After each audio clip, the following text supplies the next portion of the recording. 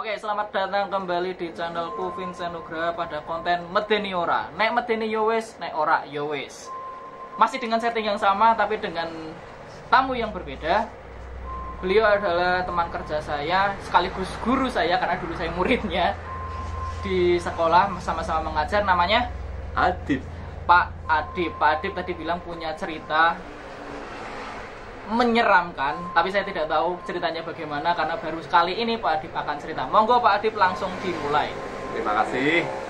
Saya sedikit memperkenalkan kaitannya dengan cerita yang saya alami. Yang pertama, di sebelah rumah saya.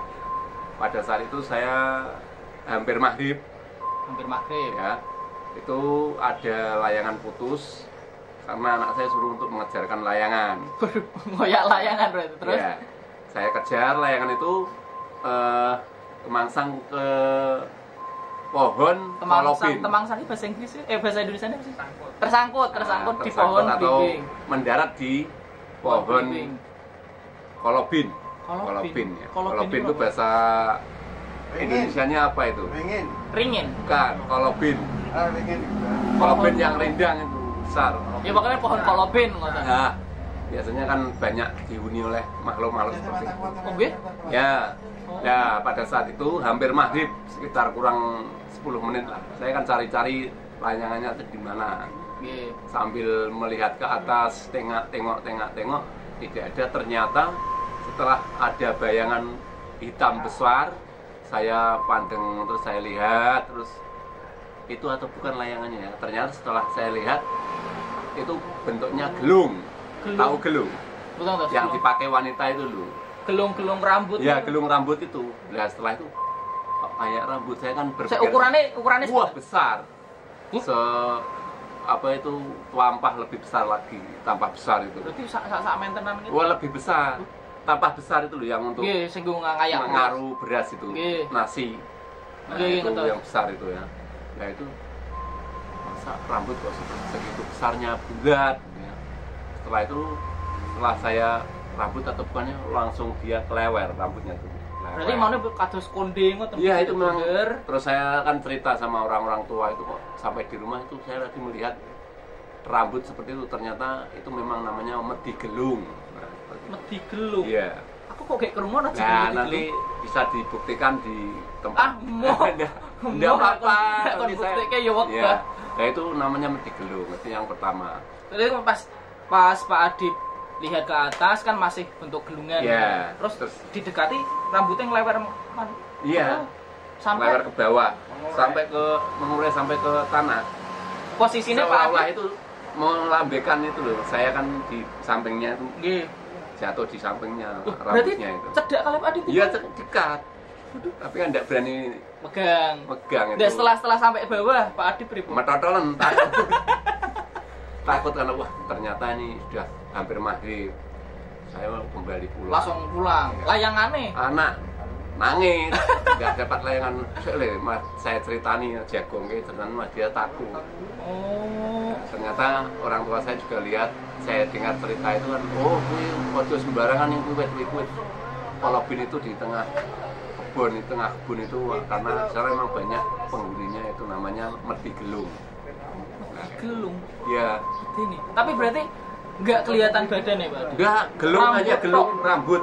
Berarti kayak konde gede ngono. Konde besar, keluar. Dilihat batin terus baru punya pikiran rambut kok sebesar itu kondenya. Terus nggak kelewer di sebelah. Tapi nggak sampai nyentuh Pak Adip. Nggak, kalau sebenarnya mungkin semaput. Oke, itu cerita pertama medi gelung. Setelah itu ada cerita apa? Ada lagi, saya pada saat itu baru mengikuti kemah di sebuah camp, yaitu di tidak usah saya sebutkan, di pegunungan sana lah. Iya. Jawa Tengah tapi nggih. Jawa Tengah. Nggih. Tepatnya di Ambarawa lah saya. Nah, di sana pada saat itu ada kegiatan ya istilah seperti pramuka lah itu. Kemah pramuka ya. Ya, bukan pramuka sebenarnya, pembekalan itu. Kelas 3. Nah, dia pada saat itu pada saat mau tidur kan biasa operasi di camp-camp itu ya. Anak-anak sudah pada tidur atau belum? Ya dicek. Oh ya. Sambil mengatakan jangan keluyuran ya, nanti kalau mau ke belakang atau mau ke WC, kamu ke sekretariat dulu biar diantar sama Bapak Ibu guru yang di sana. Iya ya. Terus saya kelilingi terus satu persatu sampai yang sebelah terakhir. Berapa kamar nih, Bu? Ada sekitar 5 camp itu ya. Pak Adip mubeng kali? Sendiri saya. Sendiri. Kenapa wong wani-wani mubeng? Masih jam 11. Oh, masih jam 11. Masih jam 11. Belum malam. Terus ternyata pada saat yang terakhir dari yang ke 8 sampai yang ke berapa itu ya? Pokoknya kamar yang satu ya ke yang satu itu kan ada tempat penyimpanan barang-barang rongsok zaman Jepang. Barang-barang rongsok zaman ya, Jepang. Contohnya seperti mobil tank, mobil apa itu pokoknya. Mobil tank itu udah mobil bentuknya tank apa masih bentuk mobil tapi kan lawas-lawas itu punya apa sisa Jepang gitu, atau Londo itu ya sana banyak ditumpuk-tumpuk, ada jeep dan sebagainya. Itu ruangan apa tempat terbuka? Seperti garasi itu. Garasi tapi kan tertutup. Tapi kan apa itu pintunya sudah rusak semua. Sehingga di sana itu saya ngintip. Nah, ternyata horor sekali lihat sana itu, menyeramkan lah. Nah, pada setelah itu saya lihat ada satu kamar lagi, anak-anak itu yang grupnya yang satu kamar itu. Saya lihat sudah mau tidur semua anak-anak. Nah, setelah itu kan saya lanjutkan mau pergi ke sekretariat. Lewat sana lu muter tempatnya. Itu kan ada barak-barak yang kosong. Ada suara ruangannya kata ya banyak. Ada orang suara menyapu, srek pakai sapu sodo itu kan terdengar. Sapu sodo itu sapu lidi. Sapu lidi di tekel itu ya, srek. Loh, siapa itu kok ada yang nyapu malam-malam? Menyapu. Saya tengok, ternyata ada wanita berbaju putih, rambutnya panjang. Terus saya lihat, penasaran saya. Nah, setelah saya lihat, siapa itu malam-malam nyapu? Fred, dia nulis hilang. Wah, saya malah tapi posisi nyekel sapu nopo, Mbak? Iya. Sapunya masih di bawah. Waduh. Dia nulis langsung hilang. Saya bilang, siapa itu malam-malam nyapu? Hilang, guys. Saya takut sendiri, lari. Birit-birit. Saking Pak Adip sing nyapu niku tebih napa, Mbak? Jauh apa, Mbak? Ya sekitar ruang itu, saya kan di pintu, dia di dalam ruang itu ya, minimal ya paling 10 meter. Satu ruangan itu? Iya kan gini, misalnya ruang, terus pintu, saya kan ada pintu kaca itu kan saya bilang, ada orang nyapu, kan kelihatan dari belakangnya, tapi bajunya putih, saya enggak punya perasaan kalau kuntilanak atau apa, ternyata setelah saya panggil, malam-malam aku masih menyapu, iya toleh, hilang. Buat saya jadi sempet noleh. Iya, makanya itu langsung hilang. Enggak. Saya takut sendiri lari ke sekretariat, ternyata malah diwedi.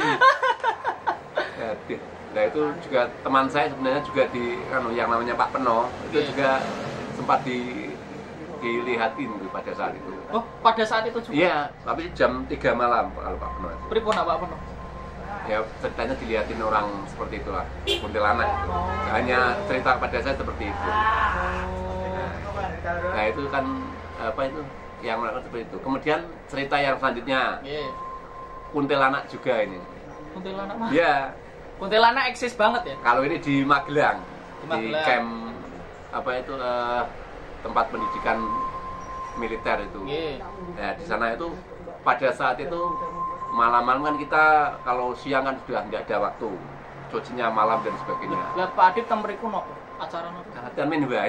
Oh, latihan main bae. Zaman kuliah berarti. Ya, itu tahun 95-an. Tahun 95. Pada saat Pradiksar Diksar di Magelang, Rinda 4 di Ponorogo lah gampang. Nah di sana itu ada suatu camp yang apa itu tempat saya berbarak saya itu ya, itu kan rame, jadi semuanya antre dalam mencuci, mandi, antre malam hari, sehingga saya dan teman saya itu pada saat itu jam setengah satu nyuci, ya, malam. Nyuci setengah satu malam? Karena waktunya hanya itu, kalau enggak ada waktu. Cuci, Saya selesai pergi, saya ngantuk. Teman saya masih asik gitu. Ternyata setelah saya pergi, dia sendirian ditemani wanita berbaju londo itu. Berbaju Baju londo. ya, Kayak gaun-gaun ya atau- gaun landa itu. Apa itu rambutnya pirang seginilah pokoknya. Ikal. Oh, ya, ikal ya. seleher. Terus Terus dia bilang, "Mas, malam-malam kok nyuci?" tapi recange Pak Adit Yo, ngeh niku nak. tidak, dia kan tidak melihat. Oh, di posisi berarti di Nah, dia belakang. cuma wasik nyuci. Oke. Gue ger ya ngerti kan. Dia apa tahunya kan temannya. Gue ger iki rampung nimbangan esuk dukum jare. Nggih. Bengi-bengi istirahat, ora malah nyuci. Gue ger ngamuk dan kan jengkel, Nggih. emosi bareng mulai pro itu. Ada wong wedok londo, matanya apa itu biru itu ya. Setelah itu bingung, ditengok terus roti, semakin lama itu baur hilang. Nah, dia mulai takut dengan kehilangan. Duh, kan hilangnya itu ada jadi kayak mambang kayak di film mambang set ke atas hilang. Oh, terbang berarti. Iya, pokoknya hilangnya jas itu. Terus bingung. Dia metatel lari. Gue ger satu kamar itu dibangunin semua. Aku dimerung ya. Opo sih jero teman. Malah digedai teman-temannya. Ternyata memang terus konsultasi sama pelatihnya itu. Makanya kalau mau mengerjakan sesuatu di situ tuh berdoa dulu dan tidak sembarangan lah gitu hanya. Sehingga seperti itu kita ada hikmahnya dengan seperti itu, karena dia mungkin masih badannya masih kotor dan sebagainya, sehingga sampai dilihatin malu-malu seperti itu. Untung tidak sampai masuk ke badannya. Kalau masuk kan malah merepoti wong akeh semuanya itu. Nah itu saya kira itu cerita dari saya, mungkin bisa disambung lagi pada waktu yang selanjutnya. Tadi pertama nama Pak Medi Gelung. Nah, Medi Gelung, terus kemudian kedua, di Kuntilanak di sing nyapu, Kuntilanak nyapu, yang ini Medi Londo. Ya, kita sebut di kamar mandi. Ya, ini ya. Kamar mandi. Oke, itu tadi 3 cerita dari Pak Adip. Terima kasih telah menonton video ini sampai selesai. Nama saya Vincent Nugraha. Pak Adip. Bagaimana ceritanya tadi? Medeni ora? Nek medeni yo wis, nek ora yo wis. Bye bye.